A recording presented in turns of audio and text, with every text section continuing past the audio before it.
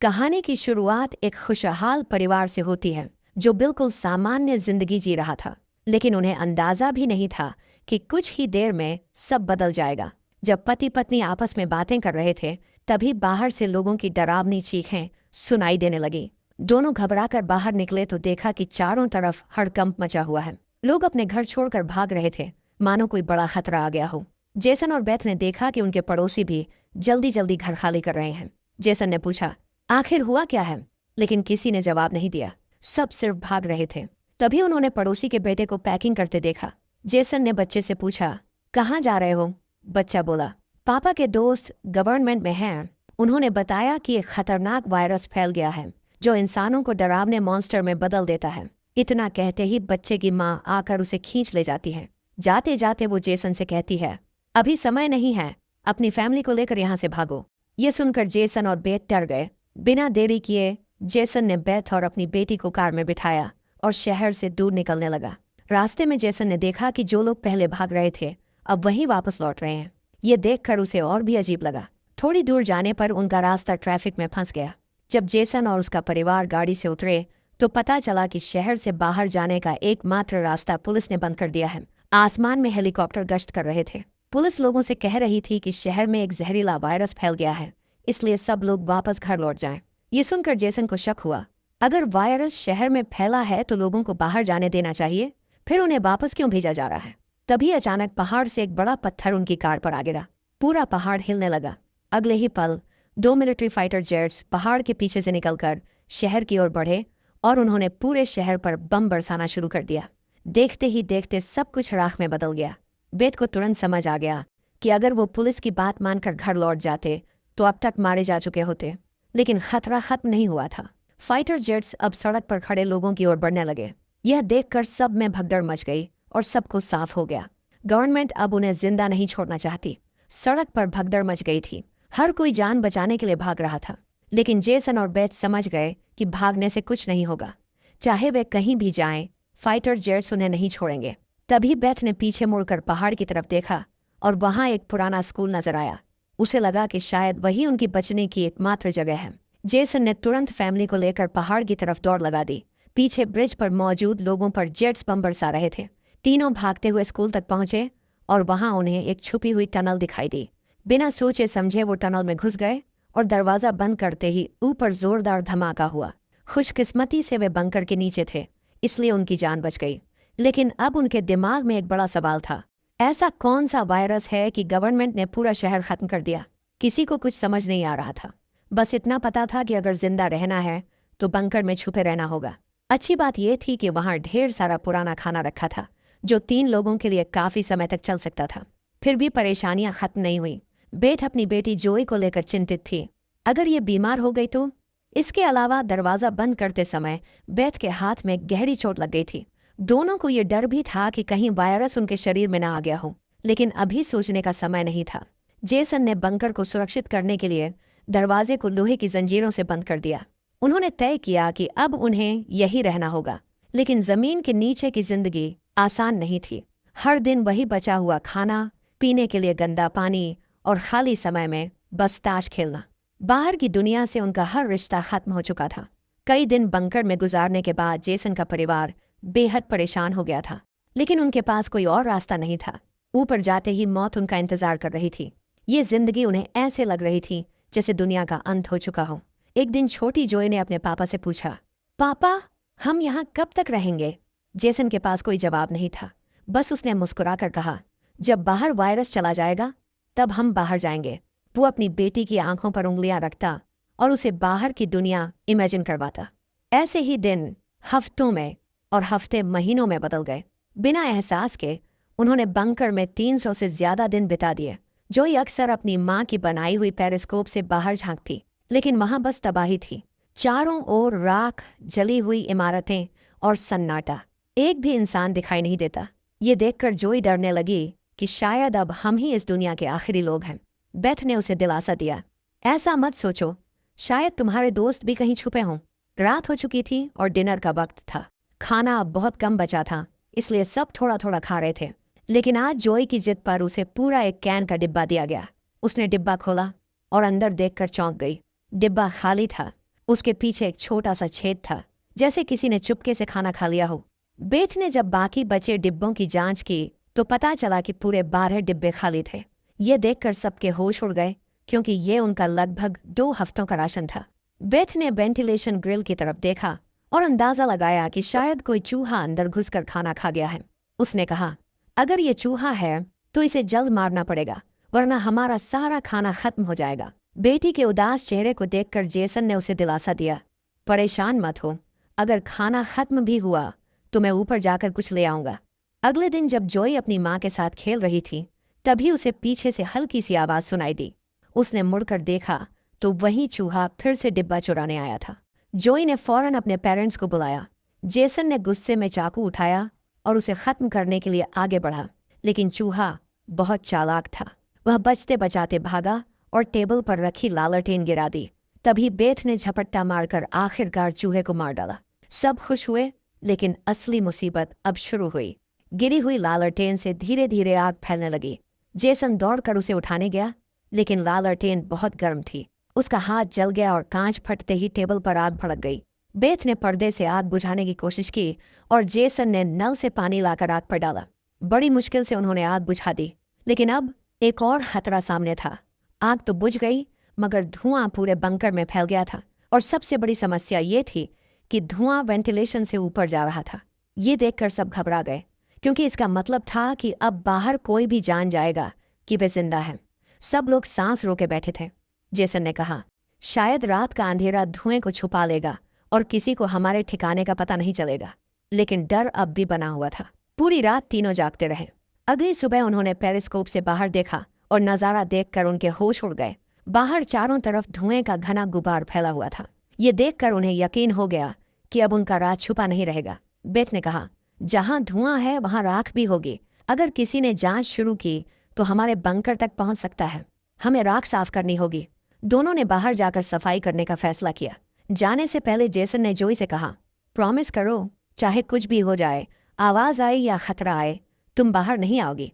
बेटी के वादा करने के बाद उन्होंने धीरे से दरवाजे की जंजीर खोली, बाहर की आवाजें सुनी और यकीन होने पर बाहर निकल गए। अब जॉय अकेली रह गई। वह बेसब्री से पेरेंट्स का इंतजार करने लगी।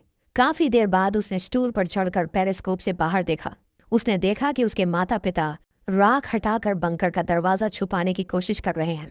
तभी उसकी नजर दूर जंगल की तरफ पड़ी और उसका दिल जोर से धड़कने लगा। उसने देखा कि एक काली परछाई तेजी से उनके पेरेंट्स की तरफ बढ़ रही है। घबराकर जॉय चिल्लाई, पापा पीछे देखो। लेकिन दूरी ज्यादा होने की वजह से किसी ने उसकी आवाज नहीं सुनी। घबराहट में जॉय अपना डर भूल गई और सीढ़ियों पर चढ़कर बंकर से बाहर आ गई। लेकिन बाहर आते ही उसने देखा कि उसके माता पिता वहां नहीं थे। उसने जोर जोर से पुकारना शुरू किया। तभी अचानक पीछे से किसी ने उसका मुंह दबा लिया। वो डर के मारे कांपने लगी, लेकिन ये कोई अजनबी नहीं था, ये उसकी माँ थी। कुछ देर बाद अचानक जंगली हिरणों का झुंड तेजी से वहां से गुजरा। ये देखकर तीनों समझ गए कि जंगल में जरूर कुछ खतरनाक है। वो जल्दी से बंकर की तरफ भागे और अंदर घुस गए।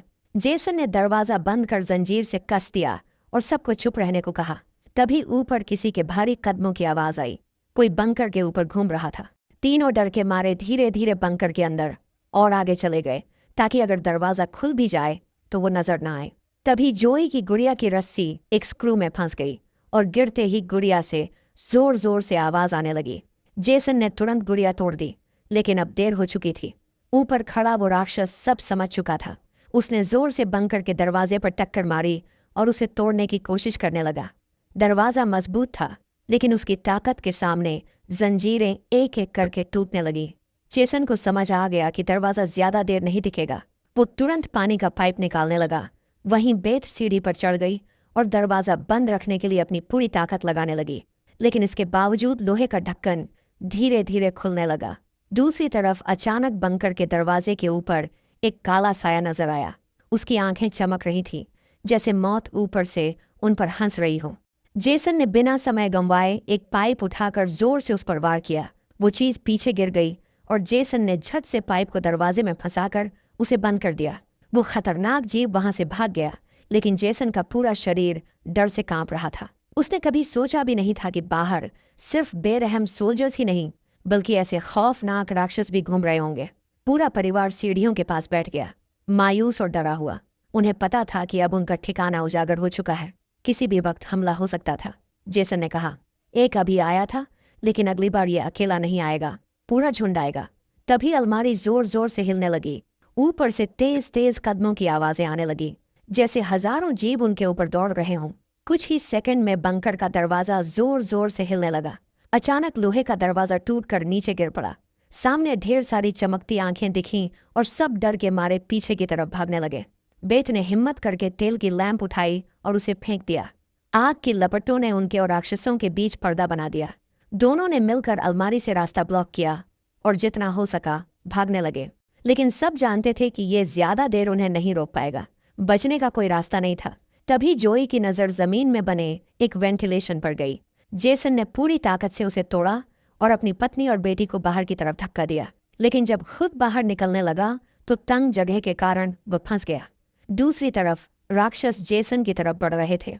किसी भी हाल में उसे यहाँ से निकलना था। उसके सामने कोई और रास्ता नहीं था, इसलिए उसने दर्द सहते हुए अपना कंधा तोड़ डाला। जोर की चीख के बाद वह खुद को संभालते हुए वेंटिलेशन में घुस गया। बेथ ने बिना वक्त गवाए जेसन को खींचना शुरू कर दिया। जेसन बाहर निकलने ही वाला था कि तभी एक बड़ा सा जीव आया और उसके पैर को कसकर पकड़ लिया। जेसन समझ गया कि अब उसका बचना मुश्किल है।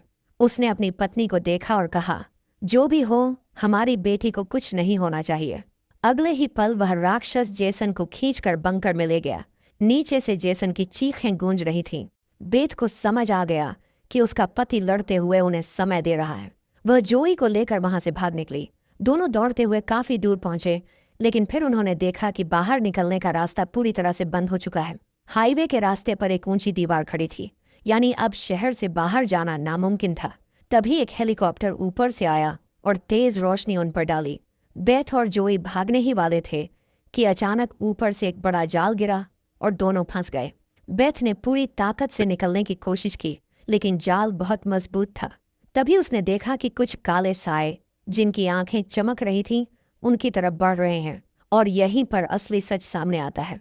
ये कोई एलियन या वायरस वाले लोग नहीं थे, बल्कि ये मिलिट्री के सोल्जर्स थे। उन्होंने गैस मास्क और नाइट विजन गॉगल्स पहन रखे थे, इसलिए उनकी आंखें चमक रही थीं। लेकिन अब सवाल ये है, आखिर ये सोल्जर्स इंसानों को क्यों मार रहे हैं? दूसरी तरफ बेथ और जोई अब सोल्जर्स के कंट्रोल में थे। अचानक एक सोल्जर ने इंजेक्शन निकालकर दोनों के गले में चुभा दिया। टेस्ट में पता चला कि दोनों एक खतरनाक वायरस से इन्फेक्टेड हैं। ये वही वायरस था जिसने पहली बार फैलते ही पूरे शहर को तबाह कर दिया था। ये हवा से फैलता था और जल्दी से इंसान को अपनी चपेट में ले लेता था। गवर्नमेंट के पास कोई इलाज नहीं था, इसलिए उनका एक ही तरीका था, संक्रमित लोगों को खत्म कर दो।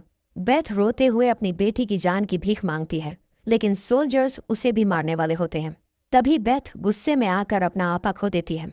उसके चेहरे पर अजीब काले निशान उभर आते हैं। इससे पहले कि कुछ हो, अचानक एक सोल्जर की गर्दन से खून का फव्वारा निकल पड़ता है। वो कोई और नहीं बल्कि जेसन था, जो मर नहीं पाया था। जेसन अब इंसान नहीं रहा था। उसकी आंखें लाल थीं, ताकत कई गुना बढ़ चुकी थी। उसने सोल्जर्स पर हमला कर दिया, लेकिन गोलियों से बच नहीं पाया और जमीन पर गिर गया। इसी बीच बेथ और जोई भाग निकले।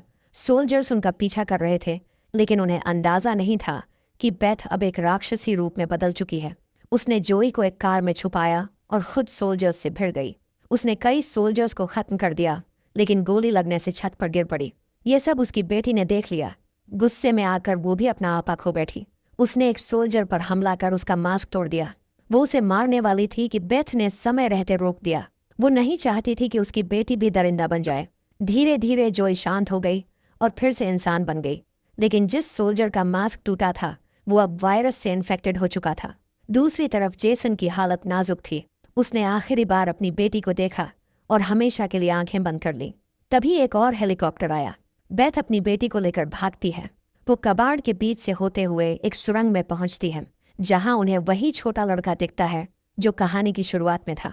वो दोनों लड़के के पीछे पीछे चलते हैं और एक गुफा में पहुंचते हैं। वहां उसके माता पिता और कई लोग छुपे हुए थे। सबके सब वायरस से इन्फेक्टेड थे, लेकिन जिंदा रहने के लिए अंधेरे में चूहों जैसी जिंदगी जी रहे थे। ये वायरस जानलेवा नहीं था, लेकिन जब कोई डरता या गुस्सा करता तब ये हावी हो जाता। इन लोगों ने खुद पर काबू पाना सीख लिया था।